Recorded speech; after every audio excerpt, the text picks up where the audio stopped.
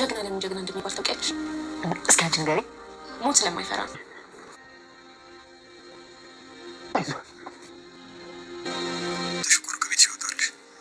አዎ ተስማምቼ ነው። አሁን ግን ሀሳቤን ቀይሬያለሁ። ንብረት ትቼ ነው የወጣሁት። በገንዘብ ልታታልለኝ አትሞክር። ከቻልክ ተወኝ፣ ባችልም ተወኝ። ከዚህ በኋላ አትደውልብኝ። ከብዙዎች አይቀበልም። ድምታይ ለብሩክ ሁሉ ነገር የሚሰጠው ይህን ነገር መፈጠሩን ካወቀች እሺ አትልም። እኔ ካላገኘኋት ወይ ካላወራኋት እሺ እንደማትደርግልኛ እኔና መድብል ደም የሚለግስ ሰው እንፈልጋለን። ብሩክስ እንዴት ነው? በጣም ተዳክሟል። ትንሽ ገንዘብ ኖሮ ምናልባትም በህይወት ላናገኘው ይችላል። አስገባ ማኖረድ ከየት ያምጡ? ከየትም አባሽ ያምጡ። ቤት ነገር ከምታደርግ ግደለኝ። ይህ መግደል ችግር የለብኝ። አዝኜልሽ እንዳይመስልሽ። ግደለኝ፣ ግደለኝ። ዝም በይ አንቺ።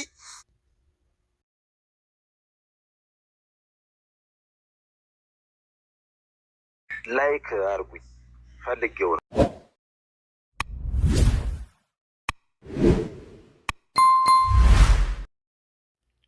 ብሩክ በህይወት ተገኘ። ወደ ሆስፒታልም ገባ።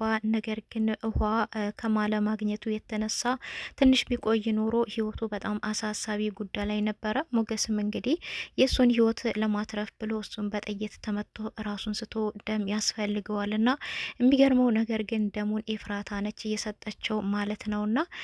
ሰላም ጤና ይስጥልኝ ውድና የተከበራችሁ የቻናሌ ቤተሰቦች ሁላችሁም ሰላም ብያለሁ። ሰላማችሁ ብዘት ተረፍርፈብልኝ እነሆ ዛሬ ምሳሌ ድራማ ይዤላችሁ መጥቻለሁ። ምሳሌ ደስ የሚልና አስተማሪ ብዙ ቁም ነገር ያለበት ወንድምነት፣ ጓደኝነት፣ የቤተሰባዊነት ጥግ፣ የአባትነት ጥግ የምታዩበት ነው ማለት ነው።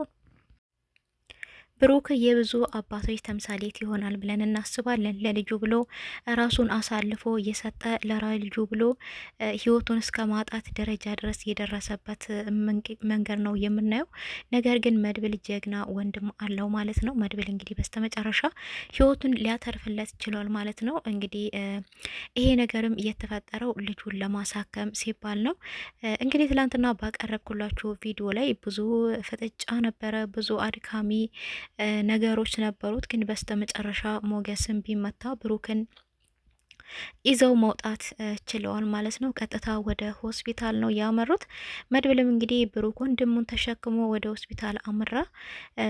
የመድብል የቀድሞ ወዳጁም ደግሞ ሞገስን ይዞ ሁላቸውም አንዳንድ ታማሚያቸውን ይዘው ነው እየሄዱት ማለት ነው።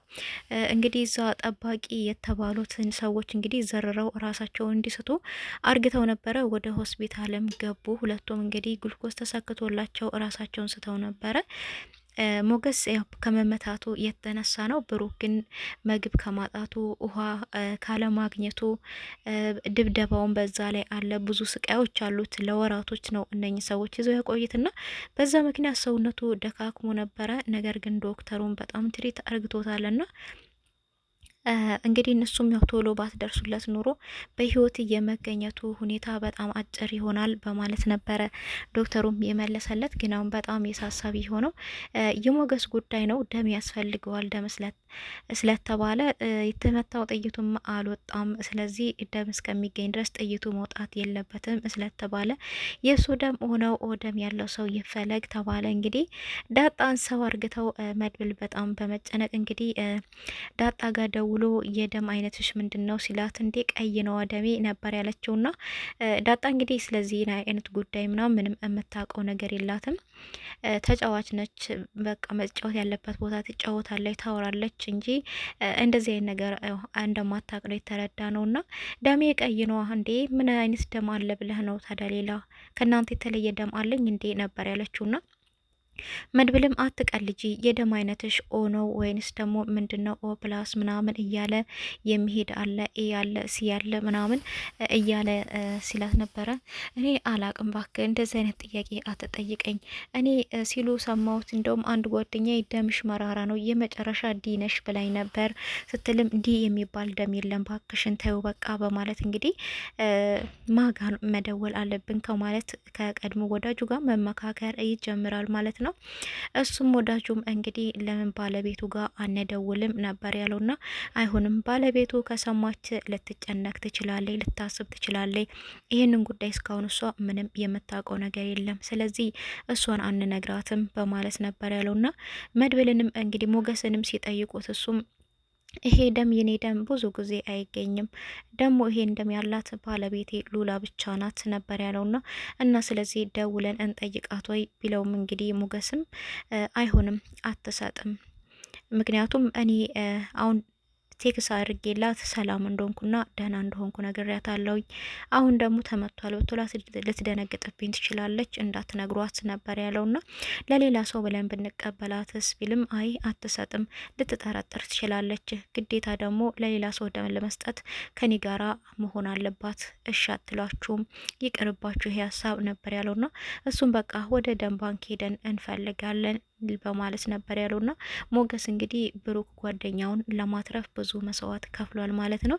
በፊት ቢከዳውም እንግዲህ ብሩክን ቢከዳውም ሞገስ በስተመጨረሻ ግን ብሩክም ከርቶስ ነበረ ማለት ነው እና ሁለቱም አንድ ለአንድ ሆነዋል ማለት ነው። ሁለቱም ተከዳርተዋል። ነገር ግን ብሩክም ብዙ መስዋዕት የከፈለለት አለ ለሞገስ። ሞገስ ግን አሁን በነፍስ ነው የከፈለለት ማለት ይቻላል። እና እንግዲህ ቢመታም ሊሞት የሚችል ነበር፣ ፈጣሪ አትርፎት ግን ብዙ አልተጎዳም ማለት ነው። እና መድብልም እያለ ነበረ መቼ ይሆን ነቅተክ የሞገስን ውለታ የምትመልሰውም እያለ ነበረ። ሞገስ ግን ይሄንን ከውለታ አይቆጥረውም።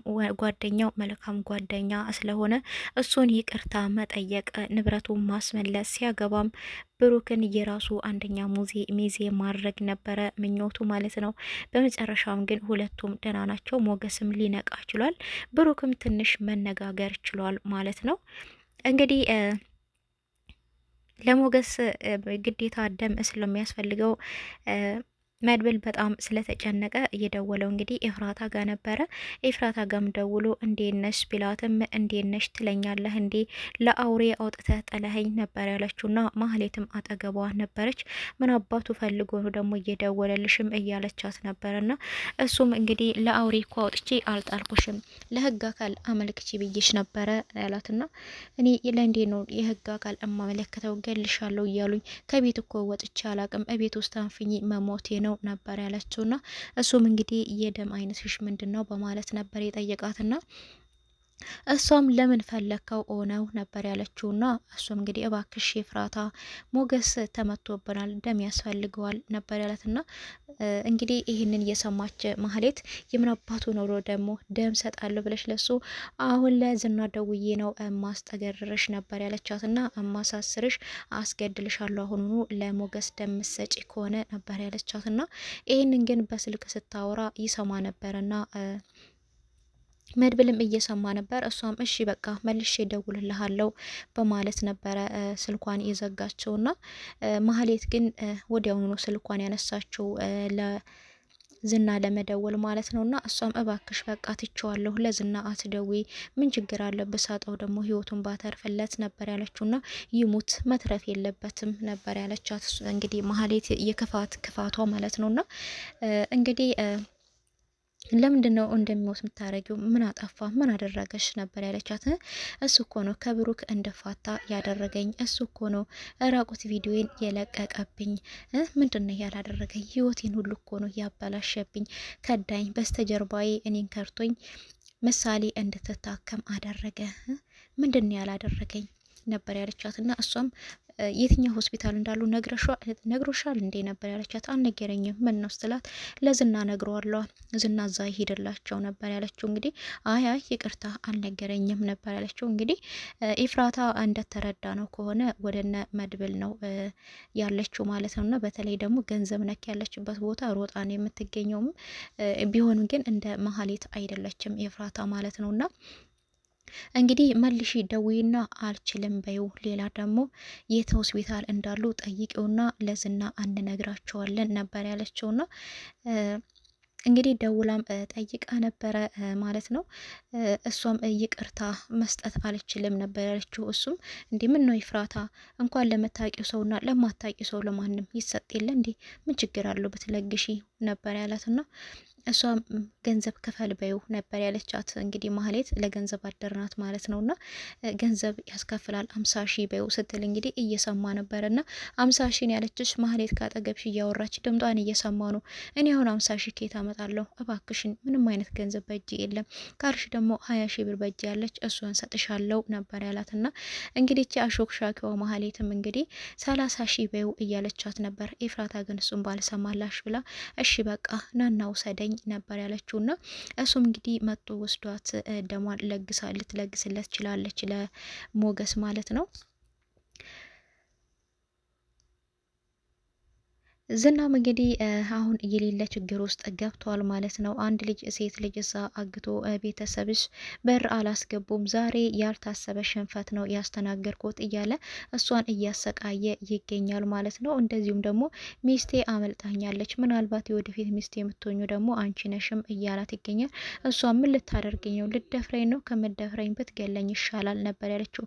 ቤይ እኔ የመግደል ብርቅ አይደለም እኔ ጋ፣ እኔ ደግሞ ሴት ልጅ አልገልም፣ ሴት ልጅ እምገል ቢሆን ኤፍራታን ነበር ምገላት፣ ዝም ብለሽ ተቀመጪ ነበር ያላትና እንግዲህ ምን አስቦ እንዳገታት ያው እርግጠኛ ነው። ገንዘብ ነው ያልሰሩትን ገንዘብ ነው ከሰው የሚቀበሉት እንደተረዳ ነው ከሆነ እሱም እንግዲህ ለካሌብ ሙሲሳ በመደወል ያልታሰበ ነገር ተፈጥሯል በቤታችን ውስጥ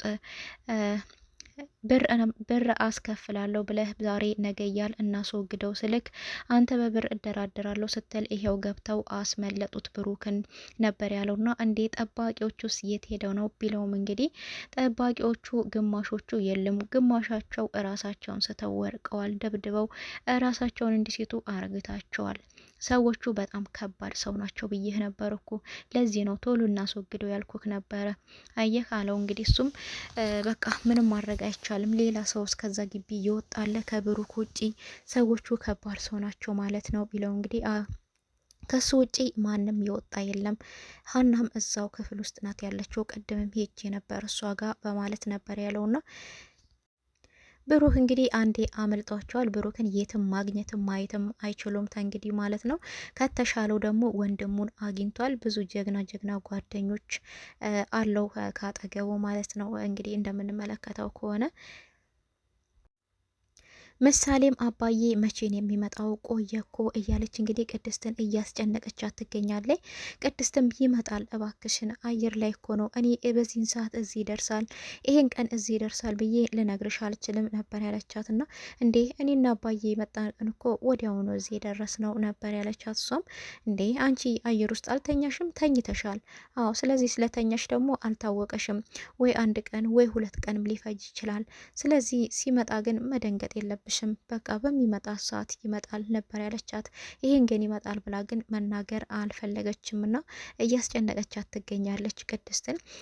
መጨረሻም እንግዲህ መድበል ደውሎ ሁሉም ነገር መልካም ዜና እንደሆነ በሰላም እንደተጠናቀቀ ይነግራታል ማለት ነው። እንደዚሁም ሞገስም ትንሽ እንደተጎዳባቸው ቢነግራትም ግን ብሩክ በመገኘቱ በነፍሱ መኖሩ በጣም ደስ ብሏታል።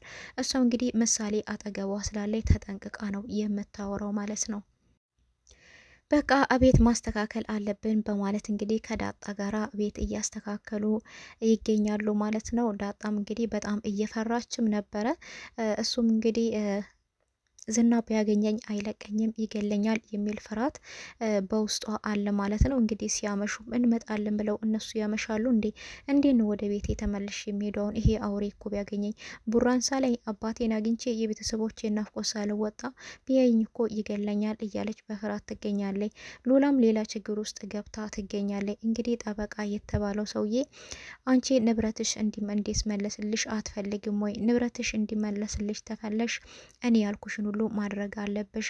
በአንድ ቀን ብቻ እኮ ከኔ ጋራ በአንድ ቀን ብቻ በመሆን እድሜ ልክሽን ደስተኛ መሆን ትችያለሽ። ነገር አንቺ ግን ከኔ ጋራ ምንም አይነት ጊዜ ማሳለፍ ባለመፈለግሽ እድሜ ልክሽን ድሃ እከካሙነሽ ለመኖር ፈልገሻል ነበር ያላትና እሷም ራሴን ከማልከስ ካንተ ጋራ ከመልከስከስ ለምን እድሜ ልኬን ድሃ አልሆንም? እኔ ከሀብታም ቤት ነው ፍቅርን ብዬ ትቼ የወጣሁት፣ ለእኔ ደግሞ ፍቅር ይበልጥብኛል ነበር ያለችውና ጠበቃ ደግሞ አንተ ብቻ አይደለህም ብዙ ጠበቃዎች አሉ ነበር ያለችው። እሱም እሺ እንደዛ ከሆነ ይሄ ንብረታችሁን መቼም አታገኙትም፣ ይሄ ደግሞ ምክንያቱ አንቺ ነሽ። አንቺ በአንድ ሳምንት ውስጥ ማስመለስ እየቻልሽ በአንቺ ምክንያት እድሜ ልካችሁ መንግስት ሊወርሰው ነው። ማንም ሰው የሚተባበራችሁ የለም፣ ሌሎች ጠበቆችንም እንዳይተባበሯችሁ እነግራችኋለሁ ነበር ያለና አንተ ምን አይነት ክፉ ሰው ነክ? እንዴት እንደዚህ ታደርጋለክ? ነበር ያለችውና አንቺ ቃልሽን አለማክበርሽ በህግ እንደሚያስጠይቅሽ አታቂም ቢላትም ሂድ ክሰሰኛ፣ ቃሌን አልሰማም አለች። ቃሏን ካዴ ከኔ ጋር አልተኛም አለች። በልና ክሰሰኝ፣ ጠበቃ አይደለክ? ሂድ ክሰሰኝ ነበር ያለችውና በጣም የሚያሳዝን ነገር ነው እንግዲህ እዚህ ሉላን የገጠማት ነገር። በስተመጨረሻም ብሩክ እንግዲህ ወደ ቤቱ ሊገባ ችሏል ማለት ነው። በር ሲንኳኳም እንግዲህ ምሳሌ በሩን ከፍታለታለች። እሱም ባየች ጊዜ ጀግናው አባቷ በሰው እጅ እየተጎተተ ወደ ቤት ሲገባ ብታይም በጣም ደንግጣለች። ምን ተፈጠረ የሚለው እንግዲህ በቀጣይ ይዤላችሁ እንመጣ ይሆናል። እስከዛው ድረስ ቸር ሰንብቱልኝ። ላይክ አርጉኝ ፈልጌው